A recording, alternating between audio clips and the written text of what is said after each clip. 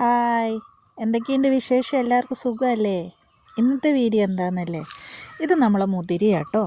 അപ്പം മുതിര കറി വയ്ക്കുന്നത് സാധാരണ നമ്മൾ ഇതുപോലെ തന്നെ, പക്ഷേ നമ്മൾ ചെയ്യാൻ പോകുന്നത് എന്താണെന്ന് വെച്ചാൽ മുതിര ഇതുപോലെ എടുത്തിട്ട് നന്നായിട്ട് നനച്ചതാണ് കഴുകിയെടുക്കുക.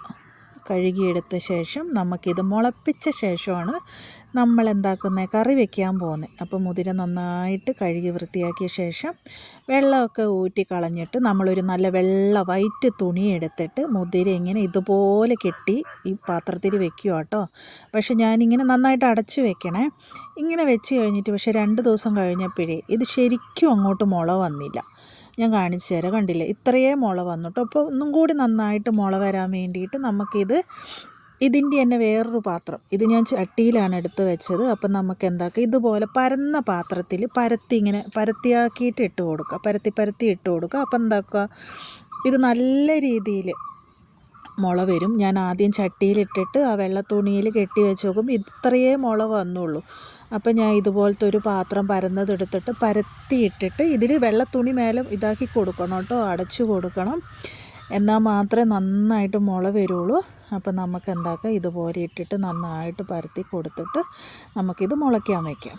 എന്നിട്ടൊരു 3-4 ദിവസം ഒരു 2-3 ദിവസം കഴിയുമ്പോഴത്തേക്കും തന്നെ നല്ല മുള വരും കേട്ടോ. പിന്നെ അക്കുഡോസ് സ്കൂളിൽ പോകാൻ വേണ്ടി കുറേ ദിവസമായി പോകാത്തത്, സുഖമൊന്നുമില്ലായിരുന്നു അവന്. ജലദോഷം വന്നിട്ട് മൂക്ക് ഓപ്പൺ ആവുന്നേ ഇല്ല. ഇപ്പോൾ പ്രയൊക്കെ അടിച്ചിട്ട് ചെറുതായിട്ട് വരുന്നുണ്ട്. അപ്പം ഞാനിങ്ങനെ ചെയ്തു.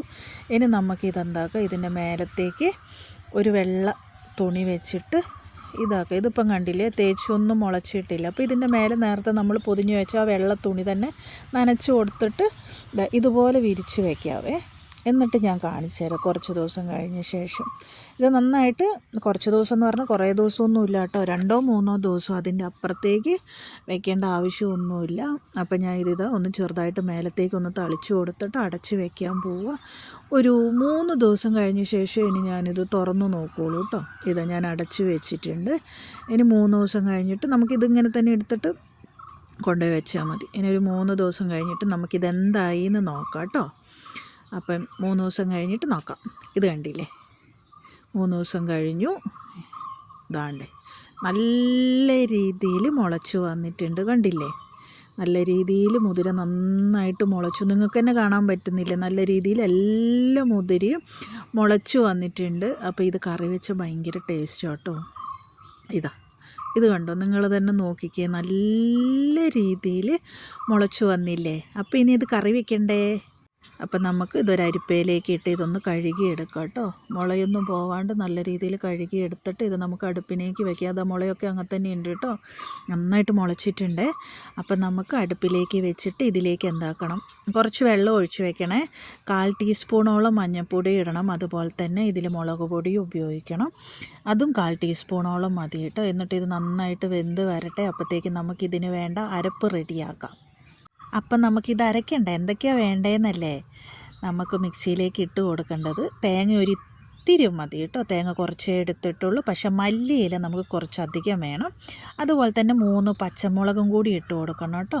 പിന്നെ അതുപോലെ തന്നെ വെളുത്തുള്ളി 2 അല്ലി മതി. അതുപോലെ തന്നെ ഉള്ളി, ചെറിയ ഉള്ളിയോ അല്ലെങ്കിൽ വലിയ ഉള്ളി ആയാലും ഒരു കുഞ്ഞ് കഷ്ണം മതി കേട്ടോ. ചെറിയ ഉള്ളിയാണെങ്കിൽ ഒരു 2 എണ്ണം, കുഞ്ഞ് 2 ചെറിയ ഉള്ളി മതി. പിന്നെ വലിയ ഉള്ളിയാണെങ്കിൽ ഒരു പകുതി ഉള്ളീൻ്റെ അതിൻ്റെയും പകുതിയാക്കിയിട്ടുള്ള കുഞ്ഞു പീസ് മതി കേട്ടോ. എന്നിട്ട് ഇത് നന്നായിട്ട് ഇതുപോലെ അരച്ചെടുക്കണേ. അപ്പം നമ്മൾ അടുപ്പിന് വെച്ച് മുതിര നല്ല രീതിയിൽ വെന്തു കേട്ടോ. അപ്പം നമുക്കിതിലേക്ക് അരപ്പൊഴിച്ച് കൊടുക്കുക. അരപ്പൊഴിച്ച് കൊടുത്തിട്ടൊന്ന് ഇളക്കി കൊടുക്കുക. ഇത് ഭയങ്കര ടേസ്റ്റ് കേട്ടോ. ഇനി ഇതിൽ നമുക്ക് തക്കാളി ഇടണേ. ഞാനിടുന്നത് 8-10 കുഞ്ഞു തക്കാളി ഇല്ലേ, നമ്മൾ കുഞ്ഞു തക്കാളി അതാട്ടോ. സാധാ തക്കാളി ആണെങ്കിൽ ഒരു പകുതി തക്കാളി മുറിച്ചിട്ട് കൊടുത്താൽ മതി. അപ്പോൾ ഇത് നന്നായിട്ട് തിളച്ച് വരുമ്പോൾ നമുക്കിതിലേക്ക് കറിവേപ്പില ഇട്ട് കൊടുക്കുക. കറിവേപ്പില ഇട്ട് കഴിഞ്ഞിട്ട് നമുക്കൊരു സ്പൂണോ അല്ലെങ്കിൽ അതിന് പാകത്തിനുള്ള വെളിച്ചെണ്ണ ഇട്ട് കൊടുക്കുക കേട്ടോ. അതുപോലെ തന്നെ ഉപ്പിടാൻ മറന്നു പോകരുത്. ഞാനിതിൽ ഉപ്പിടുന്നത് കാണിച്ചിട്ടില്ല, മറന്നു പോകരുത് കേട്ടോ. അപ്പം ഉപ്പിട്ടിട്ട് ഇതാക്കണം. ഞാൻ ഉപ്പിടുമ്പം ക്യാമറ ഓണാക്കാൻ മറന്നുപോയി. അപ്പോൾ ഇതാ നല്ലോണം തളിച്ചു, ഭയങ്കര ടേസ്റ്റ് കേട്ടോ ഇത്. പ്രത്യേകിച്ച് ആ മല്ലിയിലയും പച്ചമുളകൊക്കെ അരച്ചത് കൊണ്ട് നല്ല ടേസ്റ്റാണ്. അപ്പം ഇന്നത്തെ വീഡിയോ ഇത്രയേ ഉള്ളൂ. അക്കുഡൂസ് അവിടെ നിന്ന് വെറുതെ കൂക്കുന്ന ഒച്ച നിങ്ങൾ കേൾക്കുന്ന കേട്ടോ. വീഡിയോ ഇഷ്ടമായിട്ടുണ്ടെങ്കിൽ ലൈക്ക് ചെയ്യണേ, കമൻറ്റ് ചെയ്യുക, ഷെയർ ചെയ്യുക. അപ്പം അടുത്ത വീഡിയോ ആയിട്ട് പെട്ടെന്ന് തന്നെ വരും. ബായ്.